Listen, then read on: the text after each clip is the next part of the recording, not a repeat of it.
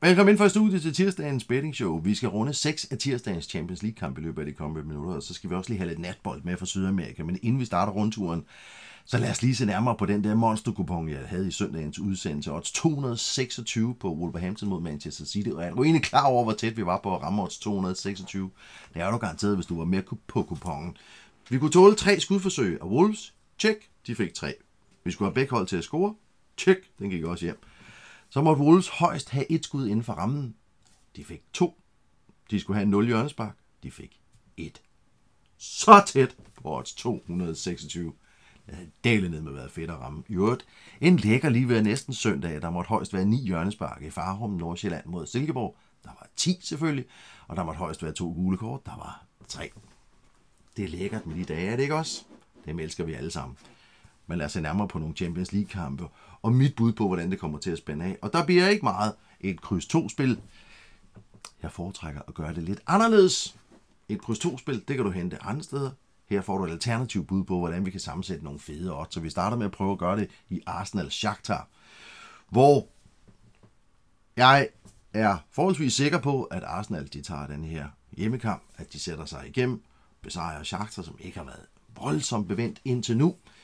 Men det giver jo selvfølgelig kun 1,16, så vi skal have oddset lidt op, og vi kan få det op til odds 2,10 ved at kombinere følgende hos Bet365. En hjemmesejr, som sagt, kombineret med det, der hedder goal range, eller antallet af mål af Arsenal, og der har jeg sat den til mellem 1 og 5. Jeg tror, hvis de overhovedet kommer op på 5 kasser. De skal selvfølgelig score for at overhovedet komme til at vinde, så 1, det siger sig selv. Jeg tror, hvis de overhovedet kommer op på 5 kasser, så tror jeg også, de sænker tempoet der. De spiller ufattelig mange kampe i løbet af det her efterår, og de skal møde Liverpool på søndag i Premier League. De skal ikke bruge alt for mange kræfter. Sejren er vigtigere end sejrens størrelse, så derfor med Arsenal mellem 1 og 5 scoringer. Arsenal under 3 kort. De har indtil videre fået 0 kort mod Atalanta, 1 mod PSG. Vi kan tåle 2 her, altså Arsenal under 3 kort. Og så Shakhtar under 2,5 skudforsøg inden for rammen. De har mødt Atalanta og Bologna indtil nu, og havde 0 skudforsøg inden for rammen mod Atalanta. De havde 1 mod Bologna, og Arsenal de har mødt Atalanta og PSG, noget stærkere modstand, og tillod begge 2 skud inden for rammen. Kombinerer du de 4, så har du også 2,10 hos Bet365. Real Madrid mod Dortmund. Det er jo en gentagelse af forårets Champions League-finale, hvor Real Madrid som vanligt vandt. Det var jo en finale. Her der sammensætter jeg 3 forskellige udfald, der giver odds 2. Og igen går jeg efter en hjemmesejr. Real er sjældent mere farlig, end når de lige har tabt en kamp, og de tabte jo som bekendt i sidste runde af Champions League. Det er ikke fordi, de ikke kan sætte point over styr i 2 Champions League-kampe i træk, i gruppespillet i hvert fald. De gør det bare ufattelig sjældent, og meget, meget sjældent på tidspunkter, hvor de ikke har sikret videre adgang. Prøv at kigge på Dortmunds udkampe indtil nu i Bundesligaen. Det har dalet ned med ikke været imponeret. Deres defensiv virker meget skrøbeligt med Real Madrid. Med 1 sejr, 1 nederlag indtil nu, jeg regner med, at de vil være meget tændte og gentager sejren fra Champions League-finalen. Så kombinerer jeg med Real over 0 kort i kampen. De fik 1 i finalen mod Dortmund i foråret, og så har de utrolig nok fået 5 gule kort i begge Champions League-kampe indtil nu. De skal bare have 1, så er vi glade. Og så enden i en kombination med ingen røde kort i kampen. Er ikke voldsomt tit, at nogle af de 2 parter får røde kort. De 3 udfald til sammen giver odds 2 hos Bet 3,65.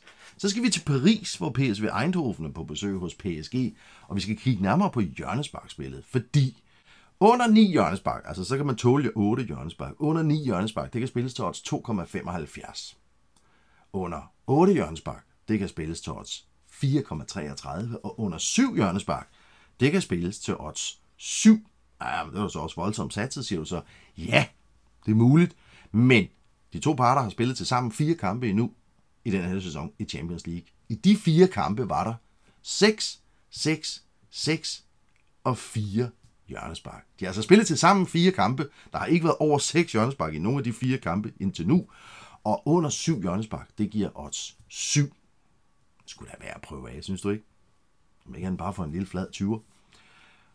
Et andet bud, så kan du også, vil du hellere ud på et andet bud på den her kamp, så overvej den her byg selv kupon til odds 2,05, som havde givet gevinst i alle deres til sammen 4 kampe ind til nu. Og nu vi er ved høje odds, så lad os også lige se nærmere på Sturm Grazes hjemmekamp mod Sporting, fordi Sturm, ligesom Real Madrid i øvrigt, har fået 5 gule kort, og fik 5 gule kort i begge deres første kampe. Sturm over 3 kort, det kan hos Bet365 spilles til odds 3. Over 4 kort, det kan spilles til odds 6. Sporting, de fik 2 gule kort i begge deres første kampe. Så hvis parterne bare holder deres snit fra deres første kampe, så kommer der jo altså over 6 kort i kampen. Det kan spilles til odds 8, hvis man har lyst til det. Tag det spil, der frister dig bedst. Lad til at Sturm, de godt kan lide at gå til makronerne. Og så skal vi også lige runde Aston Villa mod Bologna. En kupon, der giver odds 2,05. Igen hos Bet365 i det her tilfælde. Bologna under 4,5 skudforsøg inden for rammen. De nåede 4 inden for rammen mod Shakhtar i første runde. De nåede 2 i anden runde, altså 2 skudforsøg inden for rammen i udkampen mod Liverpool. Under 4,5 skudforsøg inden for rammen. Men det er ikke på mangel af forsøg til Bologna, at de ikke kommer specielt mange gange inden for rammen, for de havde 17 skudforsøg mod Shakhtar, og de havde faktisk 12 skudforsøg i udekampen mod Liverpool. Og Aston Villa har indtil nu tilladt henholdsvis 12 og 17 skudforsøg imod sig. Vi skal bare have 7 skudforsøg af Bologna, så er vi glade. Aston Villa under 7,5 skudforsøg inden for rammen. De stod for 7 i udkampen mod Young Boys og 2 i hjemmekampen mod Bayern München. Og Bologna, de præsterede altså at holde Liverpool på 4 skudforsøg inden for rammen på Anfield. Og så under 13 hjørnespark. De har spillet 4 kampe sammen med Champions League. Der var 8, 9, 11 og 12 hjørnespark i de 4 kampe. De 4 kombinationer til sammen giver odds 2,05. Og så som sagt, så lukker vi lige med et lille natbold, når vi har væltet os i skejser og gevinster fra aftenens Champions League, så går vi lige ind og spiller lidt Copa Libertadores, hvor den første af semifinalerne spilles natten til onsdag dansk tid. Atletico Mineiro mod River Plate. Den her kupon til odds 2 hos Bet365. Under 8,5 skudforsøg inden for rammen. Hvis vi lige spoler tilbage og kigger nærmere på de 8 kvartfinaler, der er blevet spillet, og bruger de tal derfra til den her semifinal, fordi der står jo ikke mindre på spil. Der var ikke en eneste af de 8 kvartfinaler, altså hverken den første eller returkamp, som havde over 7 skudforsøg inden for rammen. Vi starter med at satse på under 8,5 inden for rammen. Under 12 hjørnespark, der var ikke en eneste af de 8 kvartfinaler, som havde over 9 hjørnespark. Under 2 mål før pausen, der var ikke en eneste af de 8 kvartfinaler, som havde over 1 mål før pausen. Og så under 30,5 skudforsøg i alt. Det kan ikke mindst i 7 af de 8 kvartfinaler. Den prøver jeg af. Var der noget undervejs, du kunne bruge til noget, så stik programmet et like. Det kan jeg bruge til noget. Husk, der stadig er halv pris og score sig på at tegne sig op til et abonnement på Oddsavisen her i løbet af oktober. Vi nærmer os jo slutningen af oktober, så hvis du ikke har prøvet det endnu, så giv det da et skud. Halv pris her i oktober. Der er også flere spilforslag på spilfiduser.dk. Mit navn er Jacob Hansen. Vi ses igen i morgen til en ny gennemgang af nogle Champions League-kampe. Ha' en fed tirsdag.